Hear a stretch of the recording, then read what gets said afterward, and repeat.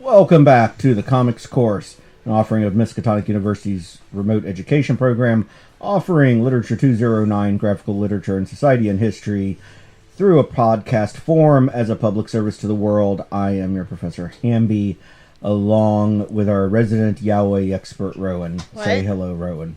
What? What? You're the one that said that there was, like sweet, legitimate yaoi out there I should read. Yeah. So you're our resident yaoi expert. Okay. I mean, it's not, a something I would personally claim fame to. But, to each their own. I'm not judging you. I'm judging people. Last I checked, you were the one claiming it. I wasn't claiming fame. Well, I'm claiming it for you. But you're the most qualified here. You're our resident expert, right? Okay. All right. For those who don't know, yaoi is boys love comics, which I've tried a few out of and didn't care for. But Rowan has given me some titles that at some point I'll check up on. But this week what I did was I found an evening where I was chilling out and I actually just decided to read random manga. Just for fun. Because part of what I want to do through the comics course here is teach people to love reading. Now, you can't actually teach people to love reading. Either they do or they don't. But I am a believer that everybody has stories out there for them. So I'm going to share with you some of the works I read one night, the ones that I'm not going to continue reading, the ones I am, and we'll just, see what you think. Maybe some of these will click with you. I will give you evaluations based on a combination of what I think are objective criteria and my own personal taste, but you may feel differently, and I'll try to give you information to come to that decision on your own. And remember, it's okay to like crap. It's okay for something to be objectively bad and still enjoy it. That's all right. Okay? So, let's jump into this. The first one I'm going to talk about is The Splendid Work of a Monster Maid. The cover got a little bit of eye draw from me because it pulled the eye in. Lots of purple, some spotlights of red. It's a Catgirl maid. It's very pretty. It is. It's pretty. I like Catgirls and I like maids. I think they're tropes that are kind of cute and sexy. And so long as they're not handled in a, painful, cringy way, I'm perfectly happy to see in a book. But I am also always concerned because they are so popular as tropes that they're in pretty cringy works a lot of the time. Yeah, I tend to avoid it because they tend to be in such cringy eye roll work. Yeah. Now, this one opens and we basically find out she was born a cat. She developed the ability to turn into a cat girl. Her mother was dead, and she was taken in by an ice witch. I love this art style. Yes, I really like the art style too. And in some ways, the art style is kind of old school manga. The art style kind of throws back to the 80s and 90s manga a bit, which I like. Art styles now, just to be honest, a lot of art styles now are much simpler because they want to make it easy to publish on the web for phone reading and stuff like that. In which case detail gets lost or can become muddy.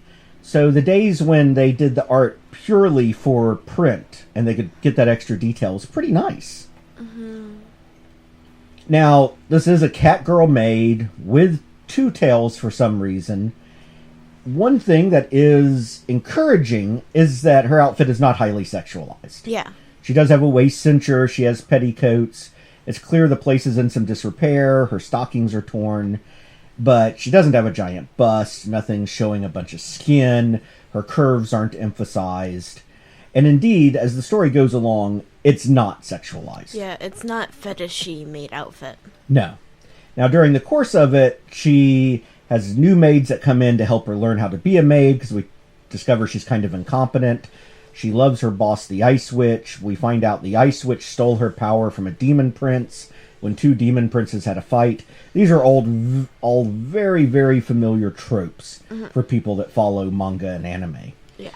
And then, of course, it turns out the Ice Queen is evil and wants to trap the cat girl in her little prison of icy-held servants, where she has the past maids. and the maids that came in are working with the demon prince who was treated poorly to recapture all of his magic. All very old tropes. I like the art. The art is fun. I like that it's not an automatically sexualized. In fact, there's no fan service in this first volume at all. Hallelujah. Hallelujah. No fan service at all, which is so rare as to almost be... well, not almost. It is shocking in its own right. But the tropes are so old. This super powerful demon prince that shows up as a small child. You know, the war between two demon princes that left one with their power stolen that has to be recovered. It doesn't work for me. The story was so flat that even though I liked the art, I'm not going to read any more volumes of it. So what do you think from what you've seen of it? Has potential, but definitely showing some red flags. Yeah, the splendid work of a monster maid. But I love the art. I love the art too, and I think based on the art, I'm going to give it a 5. Mm-hmm. You know, I think it's right in that middle range on a 1 to 10 scale, or 0 to 10 scale. Yeah, I'll do a 0 to 10 scale, although I have a hard time imagining anybody hitting a 0. I think it's right in the middle. It's a 5, but I'm not going to read more. I'm just not... It hasn't caught me. Yeah. And there's so much manga out there, it needs to catch you in the first few pages. But if you're just an absolute sucker for the Catgirl maid tropes, and you want something that isn't about fan service, and you just want a sort of cute Catgirl learns to be a badass story, then it might be for you. The next one was one that I was pretty sure I wasn't going to like, but, you know, if you avoid things that you're confident you're not going to like, but you don't actually know, then you never open yourself up to some new opportunities. Yeah. And this one's entitled The Honey Blood Beauty and Her Vampire by Toma Fuyuyori. Now, the art style, as you probably notice, is an art style that I personally think of as kind of popularized by the mangaka circle Clamp. Yeah. You know, this sort of tall, thin merger of Japanese and European features into these, you know, statuesque characters. And this world turns out to be one where there's a small number of humans who have honey blood and is super desired by vampires, and vampires are a normal part of the population. And this one guy who's a powerful vampire is selected to watch over this one Princess Honeyblood who he serves. And there's some jokes made. The one moment that I found really amusing in it is when this younger vampire is threatening to eat the Honeyblood, drink her blood because he's losing control. And her protector vampire is pissed off. And then he threatens basically to kill him. And the student body starts yelling, Rutaro-kun, looks like he's about to kill someone again. Someone call for a teacher.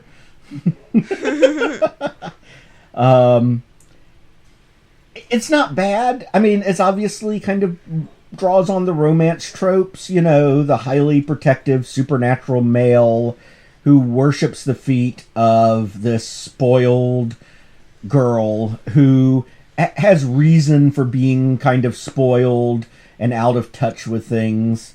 And they do art panels where they're like gazing at her feet up her leg. And I'm just imagining a manga artist sitting there going, I hope she steps on me. Gollum. It did not leave me with an interest to read more than the first volume. It was very flat, and it did not make me interested in the characters. Mm-hmm. What do you think from looking at the art?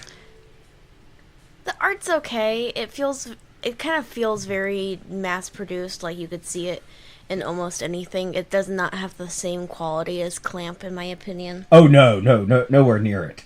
In fact, if anything, Clamp is more minimal and more expressive. Yeah. I mean, Clamp could draw 5 lines and break your heart with them. Yeah.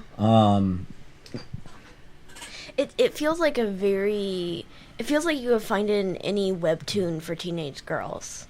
Yeah, it feels like they sat down at an editorial meeting and said, let's check off the boxes. Yeah. And it doesn't have soul to me. Now, in some ways, it objectively is pretty decent. I mean, the art is good. It's got the tropes there. If you like these sorts of tropes, this will work for you. It just doesn't work for me. But I think this is probably one that the people who like this genre of, female romance manga will like it. Yeah. But it's not anything original. Yeah. Okay, now we get to one that I thought this was awful. This is like a 2 or a 3. It's called Might As Well Cheat. I got transported to another world where I can live my wildest dreams. I'm not even going to flip through the art on this one. You can just judge it by its cover, and you'll be judging it correctly. Art by Bucha Yu, story by Moon, character design by Kei Mizuyuri. I mean, yeah, this was created by a group process. As, I don't know, a page filler for some magazine. It's an isekai manga. The guy dies because he's a construction worker, hits the ground, wakes up in another world. The god gives him power to make potions so he can make money. And rather than doing anything noble, he spends all of his time going to brothels. Of course. And I kind of knew that was the premise going into it, but, you want to see if something interesting is being done with this. Nothing interesting was done with this. This was and pure, the whole Tankobon. This was pure fan service from the artist and writer. Pure fan service. There's a couple of amusing scenes where they mix things up a little bit because they want a little bit of dramatic up and down. But it is exactly as stupid as it sounds and exactly as shallow as it sounds. To avoid making it pornographic, rather than show explicit sex scenes, he imagines himself at battle with these sex workers he hires in the brothels. They thought they were clever by that, didn't they? And it's just bad. And I don't think the art was particularly good. The story was awful. It's like a 2. Okay, already getting red flags from this cover. Okay, this is The Night Cartoonist and Her Orc Editor. We're moving on. The original by Endoso, who did it as a light novel, I think. And then the manga art by Takafumi Sato. I have to tell you, I was pretty concerned when I saw this cover too. Now, describe the cover to our listeners so they can understand why you're concerned. Do I have while to? I pour a shot of teaching whiskey. God, how to describe the cringe here. Well, there's an orc on the top. Not the most relevant part that drew your attention, huh? It's the classic knight outfit, but instead of having like the armored pants, it's a skirt dress, and instead of having a top, her boobs are completely out, with her hands covering where the nipples would be. Yes, barely. And she looks concerned. Yes, which she is. And it looks very cringy, male gaze fan service that always pisses me off. Yeah, I don't mind fan service. I think you're more sensitive to it than I am. And I understand why. I'm not criticizing you for that. My issue is the crazy fantasy of anything involving women was something that would be completely fine with a guy. I'm not sure I follow you entirely there, but... I mean, in terms of they fetishize things that they don't with male characters. Yeah. No, and I think that's fair. I'm fine with fan service because I think it should run in both directions. I think you should have fan service for female characters, for male characters, if it's appropriate to that work. Here, I do feel it got a bit out of control and forced at times. I'm going to tell you, there's a lot of fan service. But as much as the female main character is shown falling out of her armor a lot, there's also a lot of super buff orc guy. And there's a little bit of fan service for those who like the male form, too. But not a lot. But our story opens up in this typical fantasy world where there's an orc, and you can see he's buff. I mean, look at this guy. This guy looks like a contestant for Mr. Universe, bodybuilding competition. But then his face kind of looks like a pig. Right, because he's an orc. and he's reading a manga, and we find out that basically knights and orcs are mortal enemies. And as he's fighting these knights, he thinks, I am so sick of this. All I want to do, my only dream in life, is to be a manga editor. And then we find out that within a year, he was able to find a wizard who teleported him to our world. So it's a reverse isekai. Fantasy characters are coming to our world. Okay. And he's working as a manga editor after working his way up the field. Nice. Good And for him. then one day, a woman shows up at the office, a female knight. And as you can see here, she's in full body armor. There's no boob window or anything like that. Not cringe. And she instinctively starts to attack him. He's like, what's going on? And she goes, I'm sorry, it's just kind of a reflex at this point. My name is Annalise, and I wish to become a manga artist. Would you please look at my portfolio? I know I attacked you and all, but... So she leaves her job as a knight, and the ongoing gag of this is that her adamantite armor reduces magical and mental damage. And it's a metaphor for her sort of emotional strength. So when she gets bad news, she constantly talks about killing herself. To which the orc editor is often like, cut that out! Stop it! There's nobody's killing themselves! Pull your shit together, woman. But her armor explodes because the criticism is just so hard for her to take.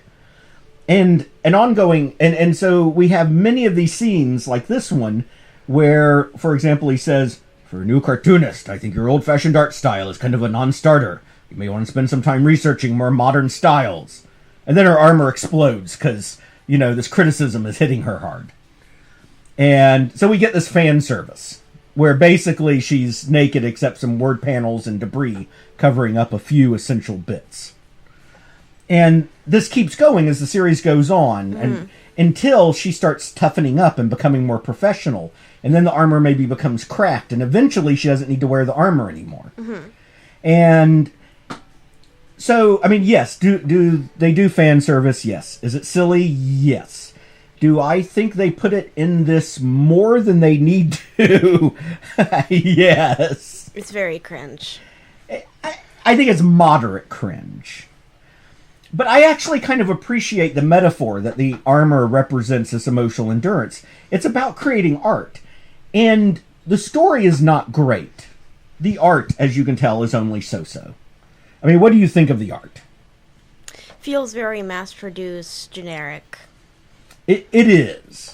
I will tell you, though, the plot has some heart to it. Now, it's only 3 tankobon, and it's complete. So it's not a super long-running series. And it has some real heart to it. I mean, for example, there's a scene where she comes back to bring a new manga submission and says, I brought a healer along today so I can take as much mental damage as you can dish out. But as it goes, you get to see these scenes where, Annalise, as a beginning manga creator, is trying to figure out how to do things. Where does she need to put her time into? Which backgrounds does she not need to do more detail on so she can get it done in time? There's a whole lot in here about actually how you make manga. And there's some when it gets into those parts, you can tell there's some real heart in here and love for making manga itself. And so while the book itself, I think would probably earn maybe a 5 on the lower end of completely average, I think that heart to it bumps it up to a 6. Maybe even a 7. But definitely not higher than that. What do you think? Sure, I'll agree with that. It's not impressive. And honestly, if you're not interested in the background of things, if you're not interested in sort of pulling aside the curtain and, reading part of this as a commentary for how the manga industry works, I'd just skip it. I don't think it's worth it for anybody to read without that stuff. If you're not interested in that stuff, I think it goes down to like a 3, maybe a 4. So the next one is A Witch's Printing Office, story by Mochinichi and art by Yasuhiro Miyami. The cover is so cute. I know, and the cover grabbed me right away. There's 5 volumes of this so far, 5 tankobon. I've only read the first. I think I probably am going to read the others. When you look at it, my first thought was somebody wanted to remind us of a Studio Ghibli art style. Yeah, it looks like Ghibli art, but more modernized, if Right. that makes sense. Yeah. And then when you open up into the coming pages, you know, the classic JRPG hits you hard in the face. Oh, that's cool. But it's beautiful. I will go ahead and tell you, there is no fan service at all in this. Other than, and this is very slight, there's one character who's a female sorceress who is ridiculously well endowed, with a top that seems to defy physics. But she's actually not present a whole lot, and the art doesn't fixate on her chest when she's around. So there's no real fan service, and it is also an isekai story. This girl is originally from our world, where she was a mangaka, and helped organize Kamiket. Now, do you know what Kamiket is? I think I've heard of it, but I don't really know much about it. Kamiket is the premier comics event in Japan. They have several a year, and they're where both established manga artists go and companies, but also it is the place to pick up doshinshi, which I think I've said this on the podcast before. Doshinshi does not mean adult or porn comics. Doshinshi means amateur made. And in Japan, doshinshi does not just refer to amateur made comics, it refers to any amateur made products. So amateur indie channel video games are doshinshi, or dojin made. Same for music and other things. It's just the amateur indie market. You can take the word dojin and pretty much substitute it for indie and you'll be safe. In the West, weirdly, we've adopted doshinshi to mean adult amateur, well, actually just kind of adult comics in a way, because I see people refer to adult comics from Japan being published through professional channels, and they're referred to as doshinshi here. Yeah. Which, no. The generic term for adult manga would be hentai manga. Generically, not doshinshi. So, she is an organizer of Kamiket, which, have you ever heard the stories about the absolute chaos of, like, people descending on San Diego Comic-Con? Imagine that, like, multiple times a year for Kamiket. I think that's where I've heard of Kamiket from. Yeah. So, she decides to set up a publishing office to print spell books and spell tomes, and organizes Magiket, the first magical tome selling, conference event in this magical world. And so a whole bunch of stories in this first volume involve the absolute warfare of putting on this event and the absolute chaos of it. Including one, this is the close, by the way, I stopped on a panel where this guy summoning a succubus. And this is the closest to a lewd scene that we get in the whole first volume. And it looks more like it's making fun of scenes like that than it actually is, being absolutely. serious.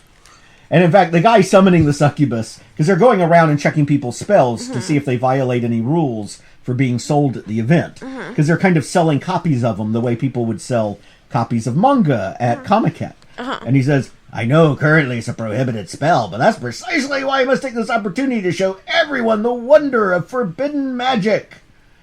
And then they just slap a shutdown sign on his location. They're like, address our concerns, and we may allow you to relist it.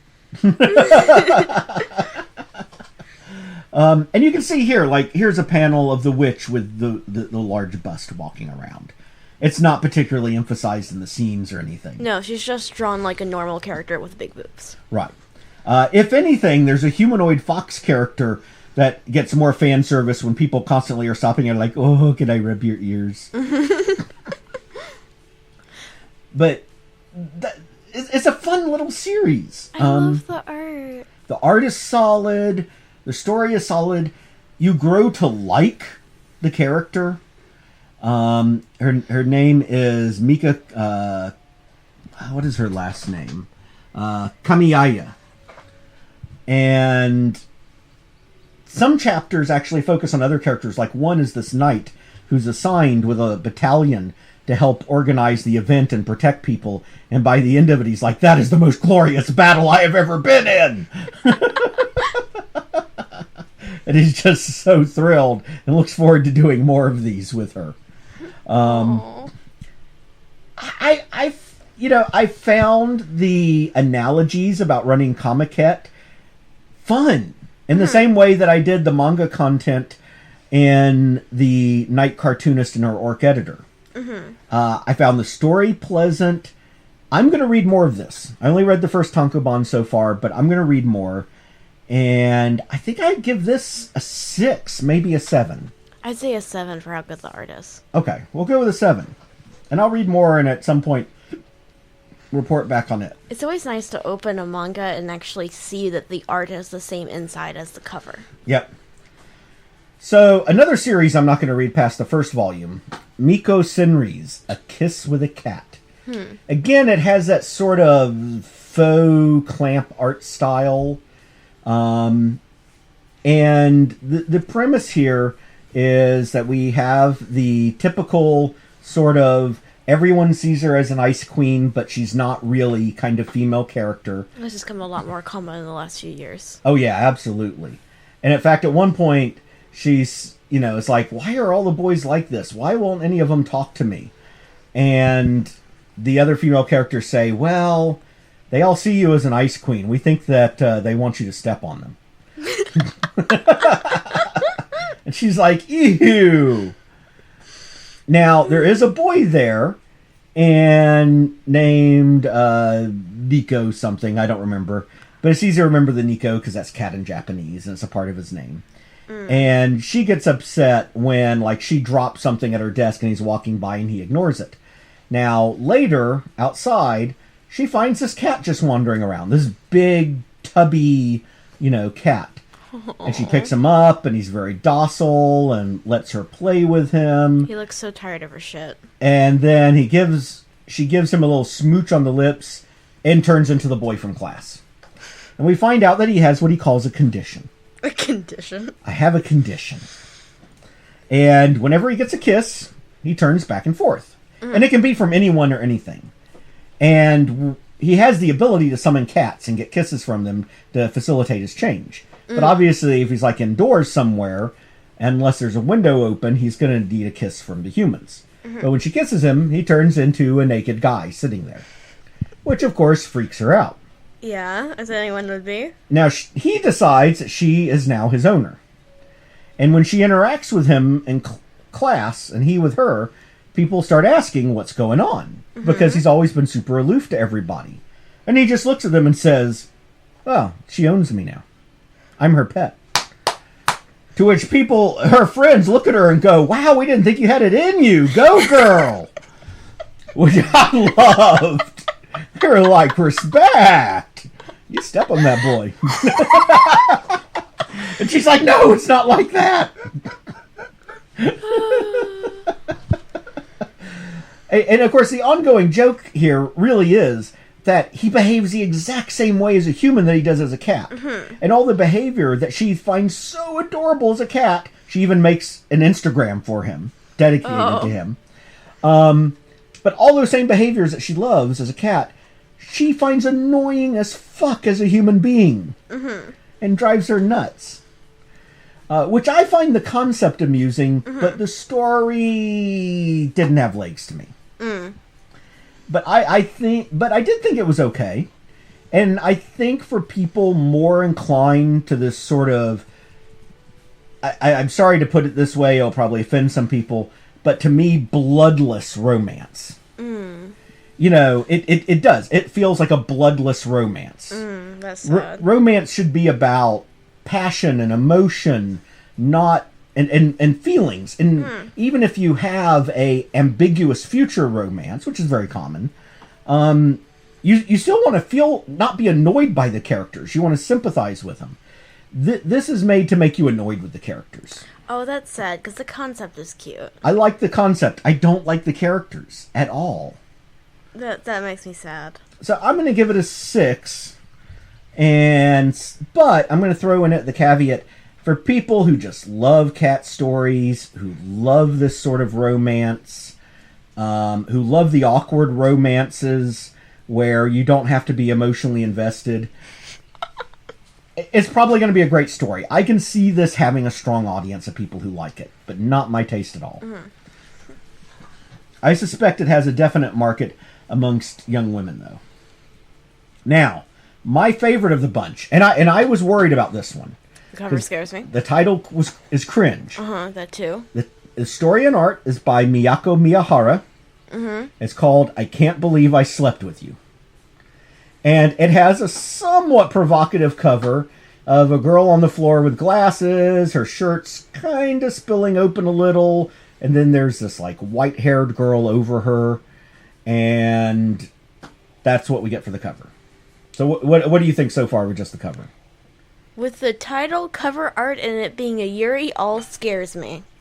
So your immediate instinct is this is going to be nothing but cringy fan service, right? Male cringy, male gaze fan service. Gaze, not gay. Sorry.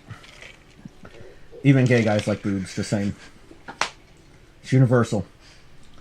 Well, I'm happy to say that yes, there is some fan service in here. Here's a little more on the inside page. That's okay. It's not. Doesn't feel super weird. I don't think any of the fan service in here is like super weird.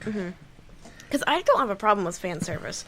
My issue is when it's in yuris, it normally feels super male gaze, lesbians, right? Fetishy. And there's a thin line here because there are times the male gaze is also a female gaze. Mm-hmm.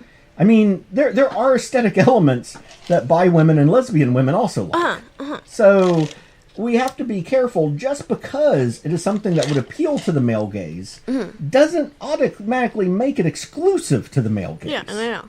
There's a careful line to walk. In our opening pages, what we see is somebody's walking around with a little accounting ledger. That ice is really loud on the mic. Sorry. Somebody's walking around with an accounting ledger and says, "This is the landlady speaking. I'm here for your rent." And one of the characters is hiding behind her door. "I can't afford that anymore." And the landlady says, "We can work something out if you do me a favor." "What do you need? I'll do whatever you want." And then the landlady is like, "I want you to go to bed with me." What? And then we skip to the next morning, where our main character literally falls out of bed, buck naked, but covered up by a shirt, realizes the shirt is too big for her, wonders where it came from, and goes, "Why am I dressed like this?" Then looks around and sees the landlady in her bed. And is like, "What?" And the landlady wakes up. "What are you doing?" "I should be the one asking that. This is my room after all." "You don't remember last night?" And they show a picture of a bunch of empty beer cans. Last night? And we find out this is Chiyo Kaduka. 24 years old, unemployed, 3 months behind on her rent. Her savings are gone. She spent what little she had left on beer. And she ended up sleeping with her landlady. And then she goes, say, I don't remember anything about last night. Look, I'm into men, so... And the landlady goes, "Said you'd do anything I asked. Everything that happened had your consent. Do you regret it?" "I can't tell you how much." So the landlady's like, basically like, damn street women. And she says, "Well, you agreed to my terms. I'll help with the rent situation. How about a deadline extension on payments?" "I don't have a job. That won't work." "I thought you worked for a video game company." "I quit." So she puts up this chart that I don't know when she had this thing printed. She came prepared. says, "This is our rent reduction agreement. Rent is 70,000 yen per month, and you owe me 3 months. 7 times 3 is 21, so 21 squares." Now, she not only has this printed with rent reduction agreement and has 21 squares on it, but has, if you look closely, it says Kaduko Chiyo-sama. I mean, she has a very... She likes this girl. Mm-hmm. She's basically referring to her as a goddess. Mm-hmm. All of which is the girl is oblivious to. Chiyo's oblivious to everything. Mm-hmm. And so she says, "Whenever you do me a favor, I'll mark off a space. Each space counts for 10,000 yen. Mm-hmm. That sounds good. Sign with your signature stamp here." What do you mean by favor? "Oh, that's easy. For example, if you satisfy me sexually, I'll mark off a stamp." Mm-hmm. And then Chiyo's just like, she's merciless. So, I mean, I've done the setup here because I wanted to give the setup. Mm-hmm. But as things go on, Chiyo does not automatically become sexually interested in her. And one of the problems they face is that the landlady can't just let her live there for free. Mm-hmm. So the landlady has an apartment that's given to her. Mm-hmm. So what she does is she rents out her apartment and moves in with Chiyo. Mm. And basically uses Chiyo's apartment as her rent-free one. Mm-hmm. So Chiyo doesn't have to pay rent. Mm-hmm. But she does need to catch up on what she owes the landlady. Because basically the landlady's paid her rent for her for 3 months. Uh-huh. And they're an odd couple. Chiyo is a slob. So the landlady comes in and is cleaning the apartment. It turns out she's a good cook. She takes care of Chiyo. And it becomes clear she has a major crush on Chiyo. Mm-hmm. The nerdy little slob. Mm-hmm. And she keeps marking boxes off as Chiyo does good things and nice things. And it's very clear that this emotional relationship is growing between them. Mm-hmm. Now, typical to this sort of yuri manga, we don't know if it'll ultimately work out. Mm-hmm. Yuri manga is notorious for the ending will be whatever the writer decides it to be. Sadly. But it's bittersweet.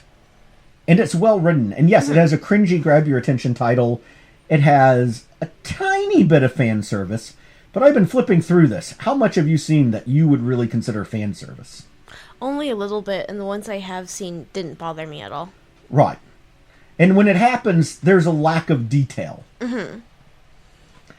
So, I've really enjoyed it. I'm looking forward to more. The first Tankobon just came out. The next one doesn't come out till June. Mm-hmm. But I love sweet yuri romances with odd couples. Mm-hmm. And I like that this isn't pandering. Yeah, to any group in particular. Mm-hmm. So, I'm down with this. Mm-hmm. So what do you think of looking at it so far?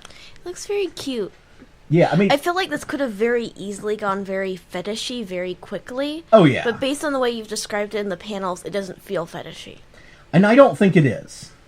I mean, there is some physical contact. There are some scenes where there's a little... Is something going to happen here? But, I mean, that's common in these yuri manga where...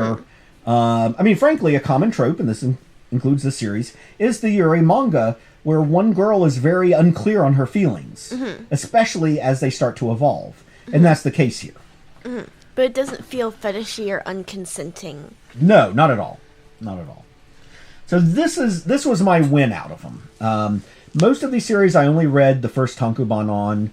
I did go ahead and read all 3 of the Night Cartoonist and Orc Editor, because there were only 3 total. But of the others, I'm not going to go back and read more, except for Witch's Printing Office. I'll probably continue reading it, and I look forward to reading the next volumes of this one. I Can't Believe I Slept With You. Mm-hmm. The art is also very cute for this. It is. And cute art is critical. You know, that balance between cute and sexy art, I think, is important in a fun yuri, will they, won't they get together kind of story. Yeah. So, there you go. I will provide links for these in the show notes. And I hope people enjoy them. For my fans who like yuri stuff, definitely I Can't Believe I Slept With You. For people who just like fun isekai manga, A Witch's Printing Office. For people that like the behind-the-scenes manga kind of stuff, maybe the Night Cartoonist or Orc Editor, as well as A Witch's Printing Office. For those who just want, you know, pretty run-of-the-mill, predictable romances. I think A Kiss with a Cat and The Honeyblood Beauty and Her Vampire both add a supernatural element that can be fun. Mm-hmm. And The Splendid Work of a Monster Maid, just for those who love the Catgirl maids and those sort of mindless adventure stories of beat up the monster of the week and reclaim the magic they stole kind of thing. Mm-hmm. So I think all of those are worth reading for somebody, except Might As Well Cheat, which I saw somebody recommend and I now want to slap them. I think that deserves a block. Maybe so. It is a story that I think will only be enjoyed by the kind of people who need to go outside and touch grass, as your generation would say. Serious touching grass. Serious touching grass. Which would be different from touching themselves, which I think is all they've ever done. So, we're going to leave it on that. And we'll be back next week. Our off main episode next week, if I get around to writing the notes for it, are going to be looking at the intellectual as a superhero archetype in 20th century comics. Something that really got its start in the 19th century with some popular magazine literature and built up to an archetype that really is, in my opinion, fairly unique in the 20th century. All right. And has caused people to recast historical mythological figures. I mean, for example, we now associate intelligence with wizardry. But once upon a time, wizardry was more about making pacts with demonic figures. Mm-hmm. But anyway, we'll talk about that then. For now, keep reading comics. Bye.